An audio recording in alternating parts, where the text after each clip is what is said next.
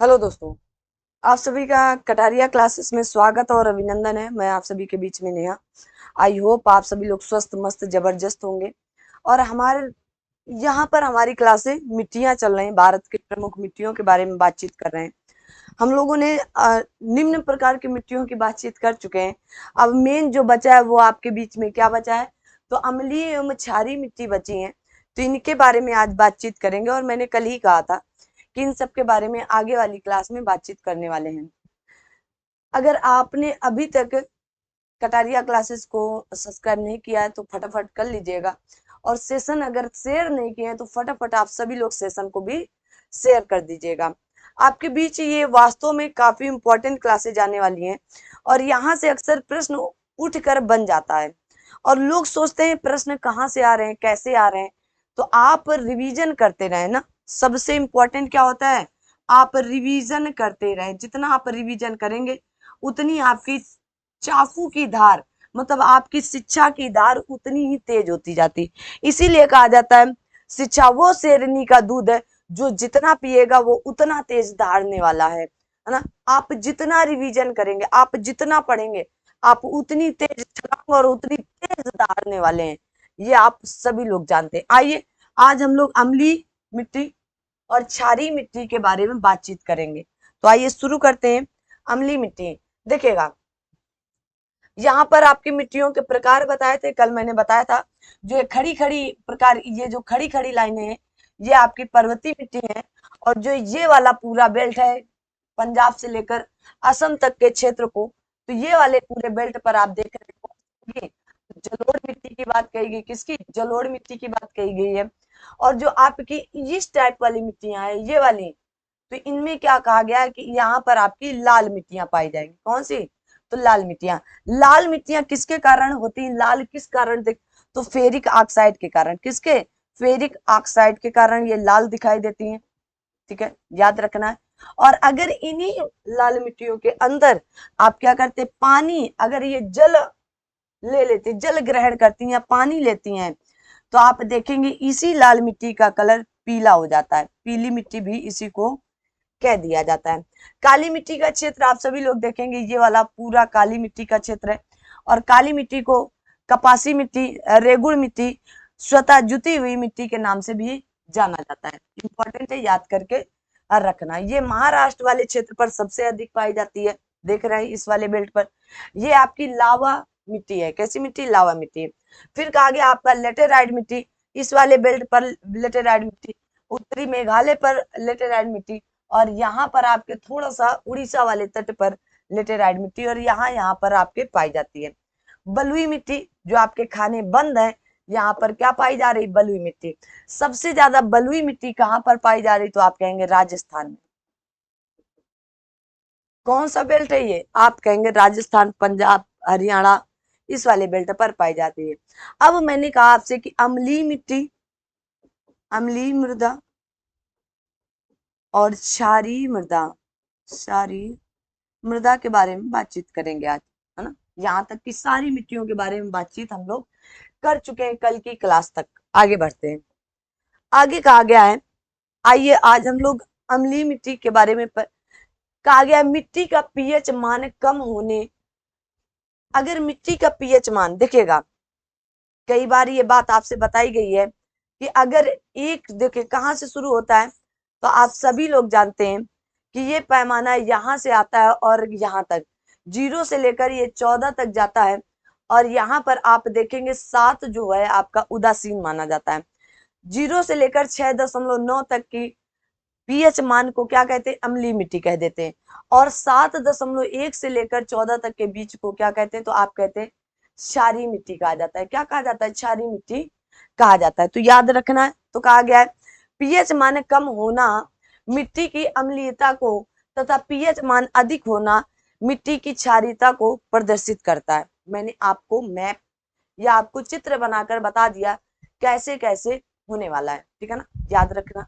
कहा गया अधिक अम्लीय या अधिक क्षारीय मिट्टी सामान्य फसलों के लिए उपयुक्त नहीं होती है। अगर आपकी मिट्टी बहुत ज्यादा अम्लीय है तो भी आपके उर्वरकों के लिए, या आप जैसे कह रहे हैं फसलों के लिए, प्रयुक्त नहीं है, यह उपयुक्त नहीं होती। यह बहुत ज्यादा क्षारीय है तो भी नहीं है भाई, कोई एक सीमा होती है ना, आपकी पढ़ने की एक सीमा है। मान लीजिएगा आप लगातार लगातार 20 घंटे पढ़ रहे हैं और कितने दिन पढ़ेंगे, 5 दिन, छठवें दिन आप बीमार पड़ जाएंगे। कितने, छठवें दिन। तो पढ़ाई की भी अपनी एक सीमा है कि आपका ये माइंड मेकअप करके बैठना कि 20 घंटे में पढ़ तो लूंगा, लेकिन क्या 20 घंटे के बाद आप 5 दिन तो पढ़ेंगे, छठवें दिन बीमार हो जाएंगे। क्योंकि इसको क्या चाहिए, आराम चाहिए भाई, समय समय पर इसको आराम चाहिए। तो एक सीमा होती है हर चीज की ना। आगे बढ़ते हैं। कहा गया सामान्य फसलें उगाने वाली मिट्टी का पीएच मान 6 से लेकर 7 के मध्य होना चाहिए। मतलब आपका 6 पीएच मान से लेकर 7 से कम या मध्य होना चाहिए, ठीक है ना, इससे अधिक नहीं जाना चाहिए, आवश्यक है। कहा गया तेजाबी या एसिडिक मृदा औषधि प्रकृति की होती हैं। कैसी प्रकृति की होती हैं? ये मिट्टियां लेटेराइट, लौह में लाल और अन्य लाल मृदा समूह की मृदाएं होती हैं। इनका विकास मुख्यतः भू आकृति, अम्लीय मूल सामग्री और कहा गया नमी युक्त जलवायु के प्रभाव से होता है। जो आपकी तेजाबी मिट्टी है या आपकी एसिडिक सॉइल है, तो इसका उत्पादन देखो कहा गया ये मृदाएं औषधि प्राकृति की होती है। कैसी? ये प्रकृति के द्वारा ये प्राकृति होती हैं। कहा गया मिट्टियां लेटेराइट मिट्टी आती है उसमें, जिसमें लौह में तथा लाल एवं अन्य लाल मृदा समूह की मृदाएं होती हैं। इनका विकास मुख्यतः भू आकृति के समय अम्लीय कहा गया मूल सामग्री और नमी युक्त जलवायु के प्रभाव से होता है। जहां पर जलवायु कैसी हो, नमी युक्त हो, वहां पर कैसी, तो आप कहेंगे तेजाबी मिट्टी ज्यादातर होती है। क्या होती है? तेजाबी मिट्टी होती है, ठीक है, याद रखिएगा।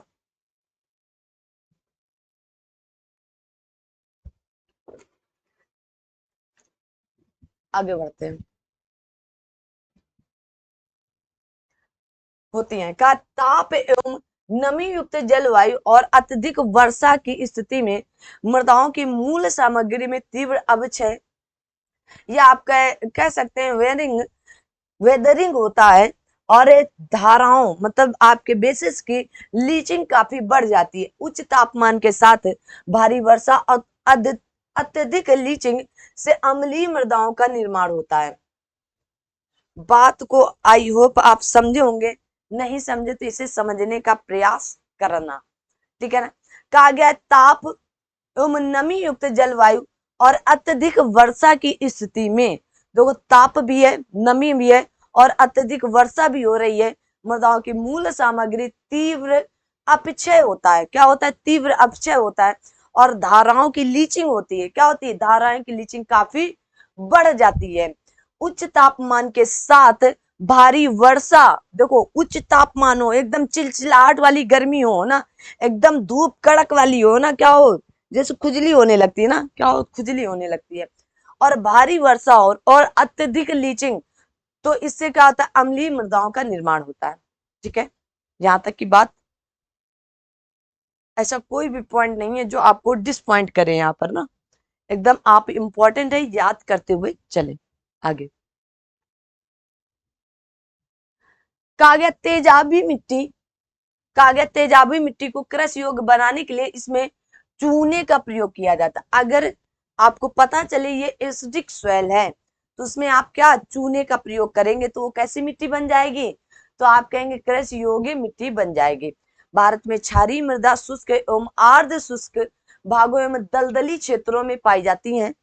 कहा गया इस मिट्टी की उत्पत्ति शुष्क एवं अर्ध शुष्क भागों में जल तल ऊंचा होने एवं जल प्रवाह के कहा गया दोषपूर्ण होने के कारण होती है। इंपॉर्टेंट है, ये बात याद कर लीजिएगा, ठीक है, क्योंकि ये प्रश्न आपके यूं ही पूछे जाते हैं। इनमें आप सभी लोग देखेंगे, जब आपकी और गहराई से मिट्टियां अलग अलग बताई जाएंगी, तो आप देखेंगे वहां पर और डिटेल के साथ आपके पास प्रस्तुत किया जाएगा। कहा गया ऐसी स्थिति में कहा गया कोशिका कर्षण की क्रिया द्वारा सोडियम, कैल्शियम एवं मैग्नीशियम के लवण मृदा की ऊपरी सतह पर निक्षेपित हो जाते हैं। और यह मिट्टी मुख्यतः दक्षिणी पंजाब, दक्षिणी हरियाणा, दक्षिणी राजस्थान आदि क्षेत्रों में पाई जाती है। तो कौन सी मिट्टी की बात हो रही है? तो आप कहेंगे जो ये मिट्टी आपकी, जहां पर सोडियम, कैल्शियम, और पूछा जाता है कि राजस्थान में, आपसे कल प्रश्न ये आया था कि राजस्थान में, राजस्थान की मिट्टियों में किसकी अधिकता होती, तो आपने बताया था कैल्शियम की। तो वहां पर सोडियम, कैल्शियम और आपका मैग्नीशियम के लवण मृदा की ऊपरी सतह पर निक्षेपित हो जाते हैं। और यह मिट्टी दक्षिणी पंजाब में, दक्षिणी हरियाणा में और आपके पश्चिमी राजस्थान में पाई जाती है। मिट्टी की क्षारीयता को बदलने और खारेपन को हटाने के लिए जिप्सम, जिसमें आप कहते हैं कैल्शियम, कैल्शियम सल्फेट का प्रयोग किया जाता है। साथ ही चूने की लीचिंग के लिए कम से कम 1 फीट जल की भी आवश्यकता रहती है। कितनी? 1 फीट। इतना मतलब आपका लगभग 1 फीट जल की आवश्यकता होती है, तब जाकर के क्या खत्म होती है आपकी लीचिंग। कम से कम जो 1 फीट के, तो वहां पर जल की आवश्यकता कितनी रहती है? तो चूने के साथ लीचिंग की 1 फीट की गहराई तक जाना चाहिए। आगे कहा गया है कि मिट्टियों में जब सोडियम एवं मैग्नीशियम की अधिकता होती है तो लवणीय मृदा का निर्माण होता है। कैसी मृदा? नमकीन, मतलब नमक जैसी, यह नमकीन मिट्टी का निर्माण हो जाता है, जिसमें क्या, तो आप कहेंगे सोडियम और मैग्नीशियम की जब अधिकता होती है। ये प्रश्न डायरेक्ट ऐसे ही पूछा गया है यूपीपीसीएस में। यूपीपीसीएस और एपीएस में इस तरह के प्रश्न घुमाकर आ जाते हैं। अगला है, भारत में सर्वाधिक लवणीय प्रभाव मृदा का किस क्षेत्र में है? तो आप कहेंगे गुजरात में। लवणीय प्रभावी मृदा को लवणीय, क्षारीय एवं तटीय लवणीय में विभाजित किया जाता है। भारत में सर्वाधिक क्षारीय मृदा क्षेत्र आपके उत्तर प्रदेश में। कहां पर? उत्तर प्रदेश में। जबकि सर्वाधिक लवणीय मृदा में एकत्र संचित जल के कहा गया वाष्पीकृत होने से जो पीठ कहा जाता है, पीत छूटे नमक, कौन से? तो आप कहेंगे पीत छूते नमक और खनिजों में क्या उत्पन्न होता है? तो सिंचित भूमि पर कहा गया लवणीय भवन होने के कारण मृदाएं कहा गया अपारगम्य बन जाती है। कैसी? अपारगम्य बन जाती है। तो आप देखेंगे कि मृदा का लवणीय भवन मृदा को एकत्रित सिंचित जल को वाष्पीकृत होने से पीछे छूटे नमक, क्या छूटे? पीछे छूटे नमक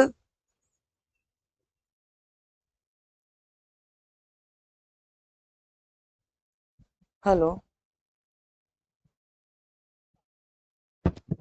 जी सर।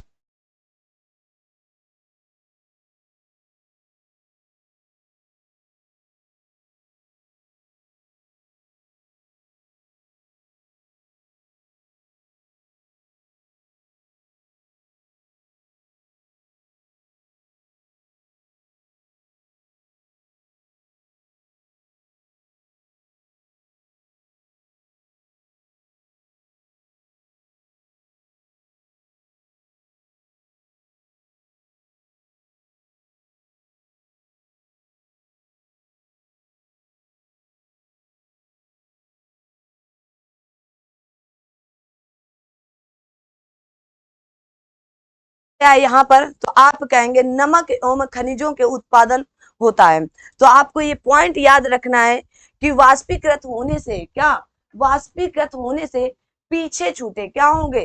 पीछे छूटे, पीछे छूटे नमक और खनिजों से उत्पन्न होता है। और सिंचित भूमि पर कहा गया लवणीय भवन, जो आपका कहा गया बिल्डिंग होने के कारण मृदा कहा गया क्या हो जाती है? तो आप कहेंगे मृदा अपारगम्य बन जाती है। मोस्ट इंपॉर्टेंट यहाँ तक कि जो अम्लीय और क्षारीय मृदा है, यहाँ से आपके प्रश्न पूछे जाते हैं। तो इसको आप याद करके रखिएगा, क्या करके? याद करके रखिएगा, इंपॉर्टेंट है। तो मैं आप सभी लोगों को बता रही हूँ, ठीक है ना? बस आगे बढ़ते हैं। अब आते हैं आपके प्रश्न, और प्रश्नों के उत्तर आपके आने चाहिए। निम्नलिखित कथन कहा गया ऊसर मिट्टी के संबंध में, ऊसर मिट्टी कहा गया चूने का प्रयोग कर इसे सुधारा जा सकता है। इस मिट्टी का पीएच मान 7 से अधिक होता है। इस मिट्टी में धान की फसल उगाई जा सकती। ऊसर में कौन सी धान की फसल होगी भाई? ऊसर में आप ऊसर मिट्टी में क्या कर लेंगे? तो पहली बात तो बताएं क्या सही होगा? ऊसर मिट्टी के बारे में बताएं, सही संबंध क्या होगा? कहा गया ऊसर मिट्टी का पीएच मान 7 से अधिक होता है। इस मिट्टी में जीवाश्म नत्रजन और जिंक की भारी कमी होती है। इसके उपचार के लिए कहा गया पायराइट, जिप्सम और आपके ढैंचा की हरी खाद। ढैंचा जानते हो ना, ढैंचा जो जानवरों को काट के खिलाया जाता है और फिर खेत में ही हरी खाद के लिए जुतवा दिया जाता है। तो देखो कहा गया चूने का प्रयोग कर इसे सुधारा जा सकता है और इसे पीएच मान 7 से अधिक होता है। ठीक है, इस मिट्टी में धान की फसल उगाई जा सकती है। कहा गया जा सकती है, तो जा सकती तो संभव तो कुछ भी है ना। तो 2 और 3 सही, एकदम उत्तर क्या है, 2 और 3 सही है। क्या है, 2 और 3 सही है। कहा गया है जैसे आपके नरेंद्र शंकर ऊसर धान 1 और ऊसर धान 2 आज उगाया जा सकता है। ये धान ही है, ऊसर धान वगैरह ना। आगे बढ़ते हैं। कहा गया सामान्य फसलें उगाने के लिए उर्वर भूमि का पीएच मान कितना होना चाहिए? 3, 4, 6, 9 से 10। तो आप कहेंगे 6 से 7 के बीच में होना चाहिए। कितना? 6 से 7 के बीच में होना चाहिए। आगे बढ़ते हैं। कहा गया तेजाबी मिट्टी को कृषि योग्य बनाने हेतु निम्नलिखित में से किसका प्रयोग करना चाहिए? तो अभी मैंने आप क्या बताया, लाइम, जिप्सम, कैल्शियम। तो किसका प्रयोग करना चाहिए अगर आपको कोई मिट्टी क्या करनी है, तेजाबी मिट्टी है और उसको कृषि योग्य बनानी? तो मैंने अभी आप सभी लोगों के बीच में लाइम की बात की थी। किसकी? तो आप कहेंगे लाइम। अगर आप उसमें लाइम ले जाते हैं तो तेजाबी मिट्टी में कहा गया प्रयोग तो किसका? लाइम, मतलब चूने का प्रयोग करके उसे कृषि योग्य बनाई जा सकती। किसका? कृषि योग्य बनाई जा सकती है। ठीक है ना? ठीक है। अधिक अम्लीय और अधिक क्षारीय होने के, अगर अधिक अम्लीय मिट्टी है वो भी आपके कृषि के लिए योग्य नहीं है, अधिक क्षारीय वो भी आपके कृषि के योग्य नहीं है। आगे कहा गया मिट्टी में खारापन एवं क्षारीयता की समस्या का समाधान है शुष्क कृषि विधि। कहा गया खेतों में जिप्सम का प्रयोग, वृक्षारोपण, या कहा गया समुच्च रेखाओं के अनुसार कृषि करना। बताएं भाई, सही उत्तर का चयन करें आप सभी लोग, जल्दी से आप सभी लोग सही उत्तर का चयन करें। तो आप क्या करेंगे, खेतों में क्या लगाएंगे, क्या करेंगे? तो जिप्सम का प्रयोग करेंगे। किसका? जिप्सम का प्रयोग करेंगे। ठीक है ना? अगर खारापन है या क्षारीयता है तो आप किसका प्रयोग करेंगे? जिप्सम का प्रयोग करेंगे। आगे बढ़ते हैं। कहा गया किसका उपयोग मिट्टी की लवणता एवं क्षारीयता की समस्या का दीर्घकालीन हल है? कहा गया रॉक फास्फेट, जिप्सम, खाद, यूरिया। अब यूरिया और खाद से तो आप कर नहीं सकते हैं, तो आप किससे करेंगे? तो आप कहेंगे जिप्सम से ही किया जा सकता है। किससे? जिप्सम से। एकदम सही उत्तर और परफेक्ट उत्तर है आपके लिए। 1 फीट जल की भी आवश्यकता होती है। जैसे मैंने बताया कि मिट्टी की क्षारीयता को बदलने और उससे खारेपन को हटाने के लिए जिप्सम या कैल्शियम सल्फेट का प्रयोग किया जाता है। साथ ही चूने की लीचिंग के लिए कम से कम 1 फीट जल की आवश्यकता भी होती है। मैंने आपको थ्योरी में बता रखा है। आगे बढ़ते हैं। कहा गया भारत में सर्वाधिक क्षारीय क्षेत्र पाया जाता है गुजरात में, हरियाणा में, पंजाब में, उत्तर प्रदेश में। कहा गया क्षारीय क्षेत्र कहा, मैंने बताया था आपका अपना यूपी होगा। कहां पर? तो आपका अपना यूपी है। क्या है? यूपी है, उत्तर प्रदेश में। कहां पर? उत्तर प्रदेश में सबसे या सर्वाधिक क्षारीय क्षेत्र पाए जाते हैं। ठीक है ना? उसके बाद आप देखेंगे उत्तर प्रदेश के बाद लगभग आपका क्षेत्र गुजरात आता है। कौन सा? तो आप कहेंगे गुजरात आता है। ठीक है, याद रखना। अगला जो प्रश्न है वो मोस्ट इंपॉर्टेंट है। अक्सर ये प्रश्न में आपके पेपर में आपके पूछा जाता है। भारत में लवणीय मृदा का सर्वाधिक क्षेत्रफल है उत्तर प्रदेश में, हरियाणा में, गुजरात में, महाराष्ट्र में। जल्दी से बताएं लवणीय क्षेत्र कहां पर होगा? तो आप क्या बताएंगे? अब लवणीय क्षेत्र की बात आई, पिछले वाले प्रश्न पर था क्षारीय क्षेत्र, अब प्रश्न आया लवणीय क्षेत्र, लवणीय मृदा। तो आप कहां बताएंगे? गुजरात में। कहां पर? तो सबसे ज्यादा कहां पर होगा? तो आप कहेंगे गुजरात में। कहां पर होगा? तो आप कहेंगे आपके गुजरात में। ठीक है। कहा गया लवण प्रभावित मृदाओं का सर्वाधिक क्षेत्रफल वाला राज्य, तो आपको तमिलनाडु, राजस्थान, गुजरात, आंध्र प्रदेश। तो कहां पर बताएंगे? क्वेश्चन नंबर 8 का सही उत्तर आपकी नजर में क्या होने वाला है? जल्दी से बताएं। तो आप कहेंगे अभी अभी तो आपने मैम बताया गुजरात होगा, मोदी जी का है। कहां पर? गुजरात में। आज का ये लास्ट क्वेश्चन कहा गया है मृदा का लवणीय भवन मृदा में एकत्रित संचित जल के वाष्पीकृत होने से पीछे छूटे पीछे छूटे नमक और खनिजों से उत्पन्न होता है। सिंचित भूमि पर कहा गया लवणी भवन का क्या प्रभाव पड़ता है। इंपॉर्टेंट है और ये प्रश्न आपके यूपी पीसीएस में एक बार नहीं कई बार पूछा जा चुका है। एक बार की बात छोड़ो, आपके 2011 में तो यूपीआईएस में ये प्रश्न पूछा गया है, ठीक है ना, 2011 में। कब? 2011 में। उसके बाद यूपी पीसीएस में 2017 में आया था। सोचिएगा, 2017 में, पहले 11 में यूपीएससी ने पूछा और फिर 17 में कहां पर पूछा गया, तो आप कहेंगे यूपी पीसीएस में पूछा गया। तो मैंने अभी कुछ समय पहले बताया था, यह कुछ मृदाओं को क्या बनाएगा, अपारगम बना देता है। इंपॉर्टेंट है, ये बात याद रखना। तो ये श्रृंखला ये वाली यहीं तक थी।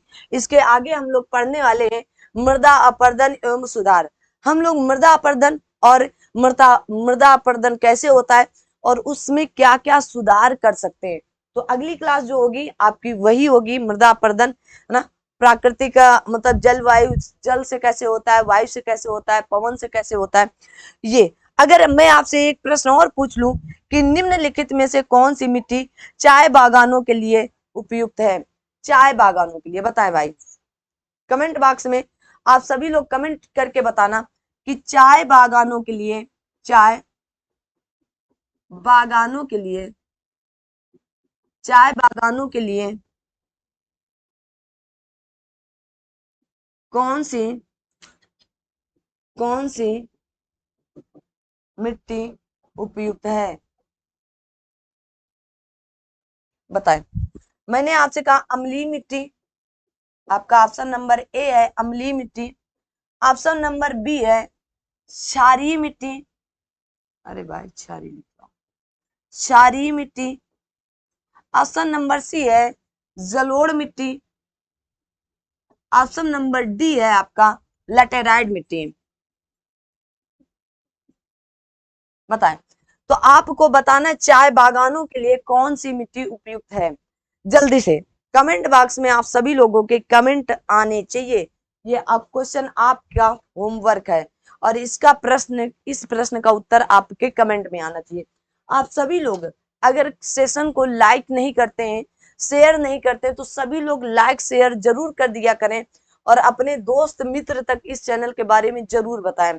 ये क्लासें आपकी रेगुलर हो रही हैं, तो आप सभी लोग का कर्तव्य बनता है कि इन क्लासों को शेयर करें, ठीक है ना। 2-4 दिन से मेरी तबीयत डाउन है तो इसलिए मैं थोड़ा मतलब कम उसमें ना, ऊर्जा थोड़ी सी कम है, तो इसलिए क्लास को आप सभी लोग शेयर जरूर करते रहें। और फिर मिलते हैं अगली क्लास में। जैसे मैंने बताया कि मृदा अपर्दन, कैसे मृदा अपर्दन होता है, जल से, वायु से, पवन से, और कैसे इसके सुधार के क्या क्या कारण हो सकते हैं। अगली क्लास में मुलाकात करते हैं। तब तक के लिए आप सभी लोग अपना ध्यान रखें, अपने साथ सभी अपनों का ध्यान रखें। Thank you so much. जय हिंद, जय भारत।